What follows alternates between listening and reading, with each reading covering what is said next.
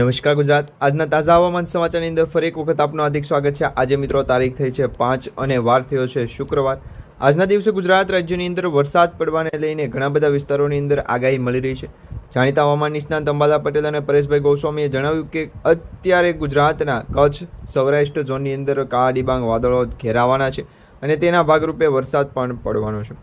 છેલ્લા 24 કલાકની વાત કરવામાં આવે તો છેલ્લા 24 કલાકની અંદર કરા સાથે વરસાદ ગુજરાત રાજ્યની અંદર પડ્યો છે અને હજી પણ આગામી 3 કલાક ભારેથી અતિ ભારે દર્શાવવામાં આવી રહી છે। રાજસ્થાન કોટા લાગુના વિસ્તારમાંથી એક સિસ્ટમ આગળ આવી રહી છે। આ સિસ્ટમની અસર ગુજરાતને થશે, સાથે સાથે મધ્ય ગુજરાત અને પૂર્વ ગુજરાતના જિલ્લાઓની અંદર પણ વરસાદ જોવા મળશે। તો બીજી તરફ ઉત્તર ભારતથી લઈ અને પૂર્વ ભારતના જેટલા પણ વિસ્તારો છે તમામ વિસ્તારોની અંદર વાદળોનો ઘેરાવો જામ્યો છે, એટલે કે ત્યાં એક સિસ્ટમ બની રહી છે। હવામાન વિભાગ દ્વારા આ અંગેની એક માહિતી આપવામાં આવી છે કે લો પ્રેશર સિસ્ટમ ઉત્તર ભારતના ઉપરના ભાગની અંદર બની રહ્યું છે।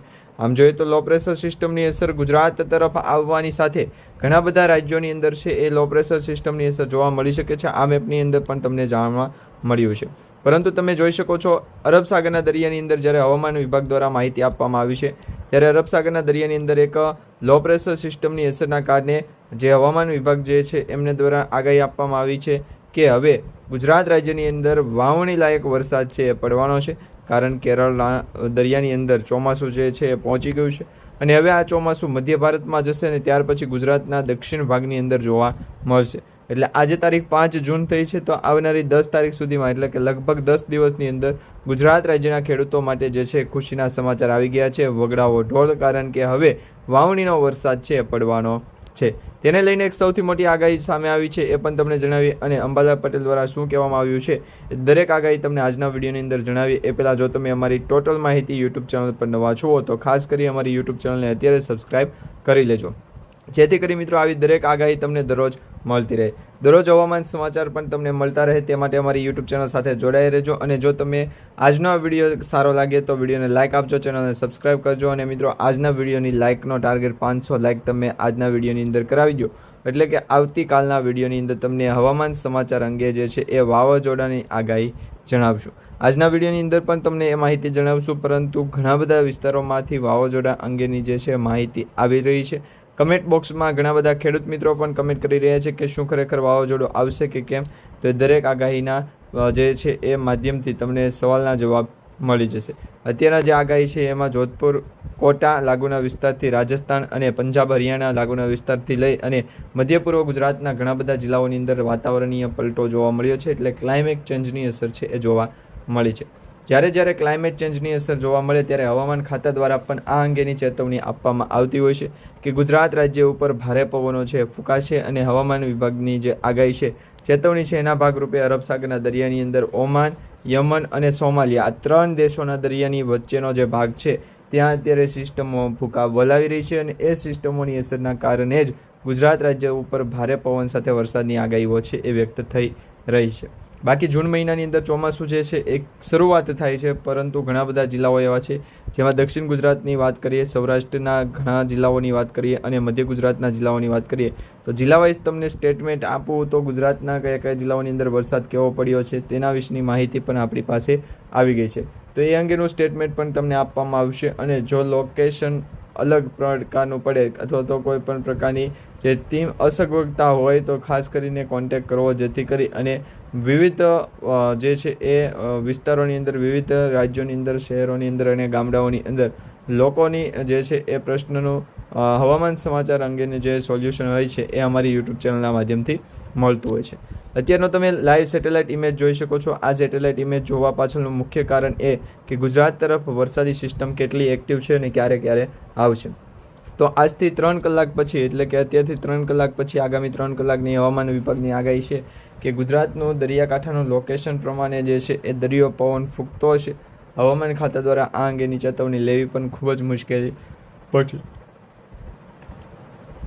કારણ કે મિત્રો અત્યારે તમે જોઈ શકો છો આ જે ઉત્તર ભારતનો ભાગ છે એ ઉત્તર ભારતના ભાગની અંદર ઘણા બધા વિસ્તારોની અંદર વાતાવરણીય પલટો જોવા મળ્યો, તેના કારણે વરસાદ જે છે ભૂકા બોલાવતો જોવા મળી રહ્યો છે. બાકી અત્યારે અરબ સાગર અને બંગાળની ખાડીની અંદર તમે જોઈ શકો છો લો પ્રેશર સિસ્ટમો બની છે, પરંતુ એટલી બધી મજબૂત નહીં કે તેના કારણે વરસાદ જે છે ખાબકી પડે, 12 ઇંચ સુધીનો વરસાદ પડી જાય, એટલી બધી મજબૂત છે એ સિસ્ટમ હોતી નથી. જો આ લોકેશન પ્રમાણે માહિતી જણાવે તો ગુજરાતના દરિયાકાંઠાના લોકો છે એ વ્યવસ્થિત હોવા જરૂરી છે, કારણ કે હવામાન વિભાગ દ્વારા અંગ્રેજીની અંદર જ્યારે લોકેશન પૂછવામાં આવે ત્યારે હવામાન ખાતા દ્વારા પણ એમની જે છે સચોટ માહિતી નથી હોતી. તો આવું જો ભવિષ્યની અંદર કોઈ પણ પ્રકારનું ડોક્યુમેન્ટ વેરિફિકેશન કે પછી કોઈ પણ કામકાજમાં આ પ્રકારની પ્રોસેસ થઈ તો એક યાદ રાખ. આ સાથે મિત્રો ગુજરાત રાજ્યના ઘણા બધા ભાગમાંથી વરસાદી માહોલની જે કમેન્ટ આવી રહી છે તે તમને જણાવીએ તો ઘણા બધા મિત્રોની કમેન્ટ આવી રહી છે કે ગુજરાતમાં અત્યારે વરસાદ ખાબકી રહ્યો છે. તો તમારા જિલ્લાની અંદર, ગામની અંદર કે વિસ્તારની અંદર અત્યારે વરસાદ પડી રહ્યો હોય તો નીચે કમેન્ટ બોક્સમાં જણાવી દો, અને વાતાવરણમાં જો ક્લાઇમેટ ચેન્જની અસર થઈ હોય તો પણ તમે જણાવી શકો છો, જેથી કરી આવતીકાલના વિડીયોની અંદર તમારા જે છે પર્સનલ નામ સાથે જણાવવામાં આવશે કે તમારી કમેન્ટ મળી ગઈ છે. બીજી તરફ એ માહિતી મળી રહી છે કે અત્યારે દક્ષિણ ભારતની અંદર તમે અહીંયા જોઈ શકો છો મિત્રો, આ જે વાદળો છે એનો પવનની ગતિ છે એ ફૂલ ઝડપ જોવા મળી રહી છે. પવનની ગતિ સામાન્ય કરતાં વધારે છે. જે પહેલાં સામાન્ય પવનની ગતિ 25 કિલોમીટર પ્રતિ કલાકની ઝડપથી 30 કિલોમીટર પ્રતિ કલાકની ઝડપ હતી એ અત્યારે વધી અને ડબલ થઈ ગઈ છે, એટલે 40 કિલોમીટર પ્રતિ કલાકની ઝડપે પવનો ફૂંકાઈ રહ્યા છે. આ હવામાન વિભાગની આગાહી હતી. હવે મિત્રો લોકેશન પ્રમાણે અલગ અલગ વિસ્તારોની અંદર હવામાન વિભાગની જે છે એ અપડેટ આવતી હોય છે. વરસાદી માહોલ હોવાના કારણે પણ વાતાવરણીય પલટો છે જોવા મળે છે, એટલે વાદળછાયું વાતાવરણ જે છે વધારે પડતું એક્ટિવ અને સક્રિય રહે છે. જો તમે જોઈ શકો તો ગુજરાતના ઘણા બધા એવા વિસ્તારો છે કે ત્યાં વાતાવરણીય પલટો હોવો જરૂરી છે. વરસાદી સિસ્ટમની અસર પણ હોવી જરૂરી છે, કારણ કે આ જો લોકેશન પ્રમાણે જોઈએ તો અત્યારે દક્ષિણ ભારત અને મધ્ય ભારતની અંદર જે બેલગાંવ, બેંગલુરુ, મદુરાઈ, ચેન્નઈ અને પોંડુચેરીના જે રાજ્યો છે ત્યાં વરસાદ ખાબકી રહ્યો છે, અને બાકીના વિસ્તારની અંદર એટલે કે વિશાખાપટ્ટનમ છે, ભુવનેશ્વર છે, તો એ વિસ્તારની અંદર વરસાદ નથી પડી રહ્યો. તો આની પાછળનું કારણ મુખ્યત્વે બે પગલાં હોઈ શકે.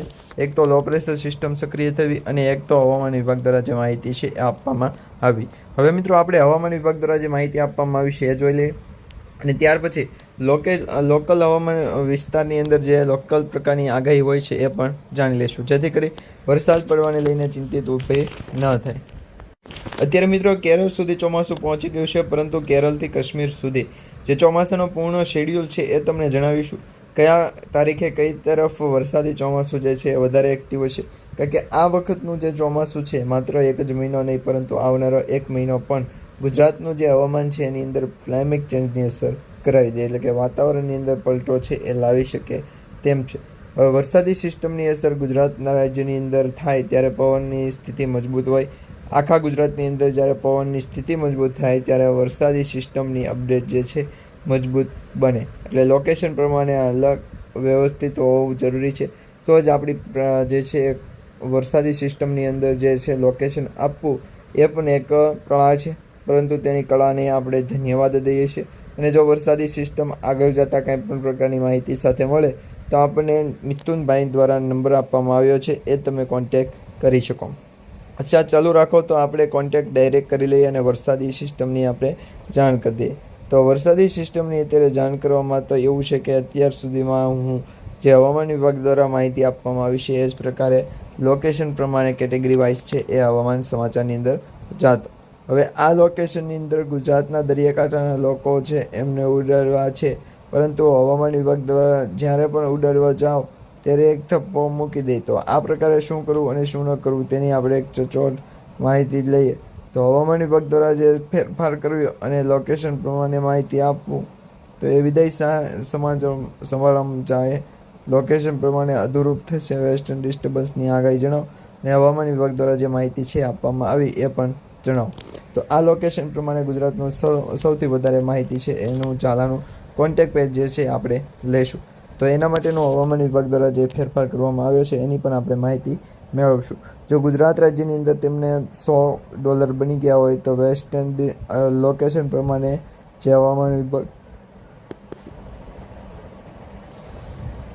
શું ગુજરાત રાજ્યના જીવાંત અને હવામાન માઇકની અંદર જ્યારે ફેરફાર કરવામાં આવે તો ફેરફાર કરવાનો નથી હોતો. જો આ ફેરફાર કરવાની અસર પણ નથી, પરંતુ તેમ છતાં ગુજરાત રાજ્યની અંદર લોકેશન અમદે વેસ્ટર્ન ડિસ્ટર્બન્સની આગાહી છે.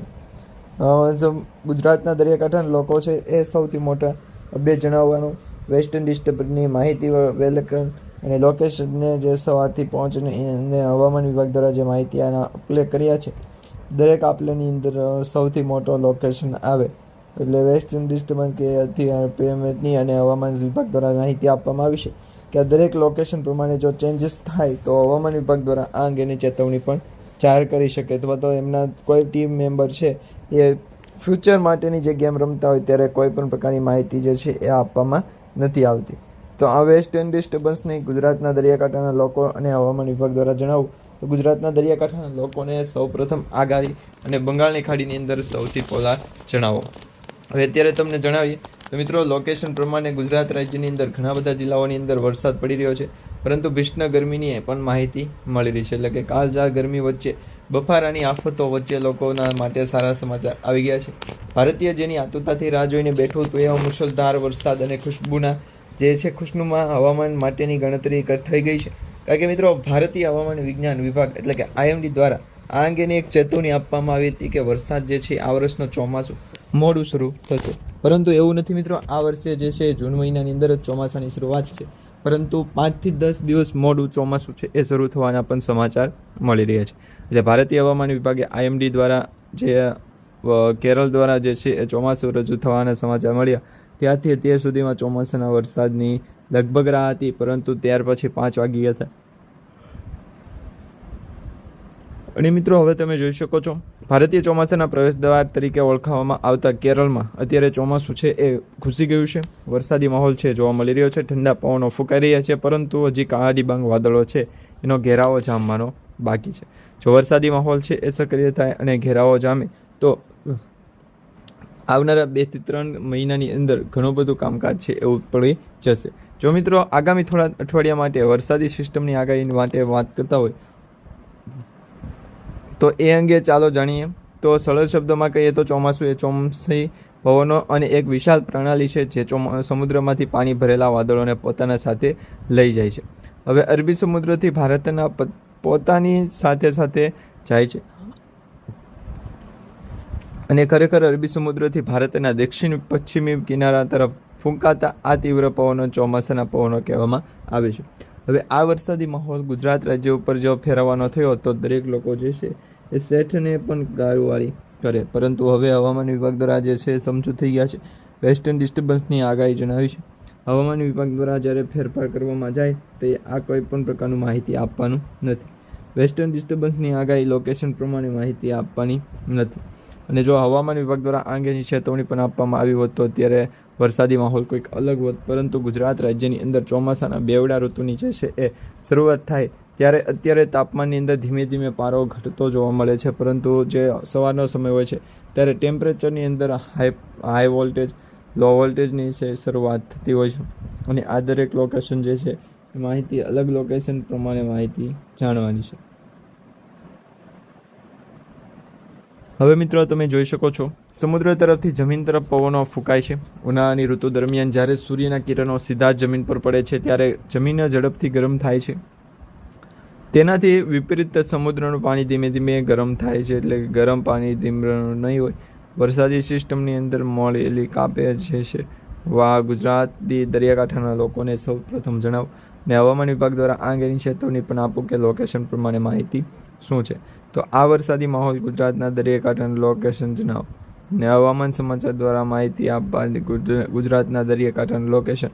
ત્યારે હવામાન વિભાગ દ્વારા આ અંગેની ચેતવણી છે એ વધારે પડતું અસર થયું છે તો લોકેશન પ્રમાણે આપણને પણ ભરી દી. તો આ માટે ગુજરાતના દરિયાકાંઠાનું લોકેશન જણાવતા હતા. વેસ્ટર્ન ડિસ્ટર્બન્સ ક્યાં ગયો, લોકેશન સંદાટની અંદર બાથરૂમમાં ગયો છે. વેસ્ટર્ન ડિસ્ટર્બન્સની આ માહિતી કઢાવ અને વાતાવરણની અંદર ક્લાઇમેટ ચેન્જની અસર છે એ ફેરફાર શરૂ કર્યું. હવે આ લોકેશન પ્રમાણે માહિતી જણાવવાનું ગુજરાતના દરિયાકાંઠાના લોકોને જે છે એ સૌપ્રથમ અપડેટ કરાવવું પડશે. વેસ્ટર્ન ડિસ્ટર્બન્સની અંદર લોકેશન એની પહેલાં જ કરાવવું પડશે. ને આ હવામાન વિભાગ દ્વારા જ્યારે ફેરફાર થાય છે ત્યારે હવામાન ખાતા દ્વારા બેંક ઓર્ડર પાસ કન્ફર્મ સિસ્ટમની અંદર 24 કલાકની અંદર કોર્ટિકલ લેબલ કયું પત્ર તો હવામાન વિભાગનું અરવિંદપત્ર જે છે ફોર્મ છે. હવામાન વિભાગ દ્વારા આ અંગેની ચેતવણીથી શરૂઆત કરીએ તો ચાલે કે કેમ. આ વરસાદી સિસ્ટમની અંદર લોકેશન પ્રમાણે માહિતી જે છો ગુજરાતના દરિયાકાંઠાના લોકોને પણ સૌપ્રથમ આ અંગેની ચેતવણી ઉત્પન્ન થતી હોય તો વરસાદી માહોલના કારણે ગુજરાતના ઘણા બધા જિલ્લાઓની અંદર વાતાવરણની અંદર એકાએક મોટો પલટો છે આવવાની શક્યતા વધી છે.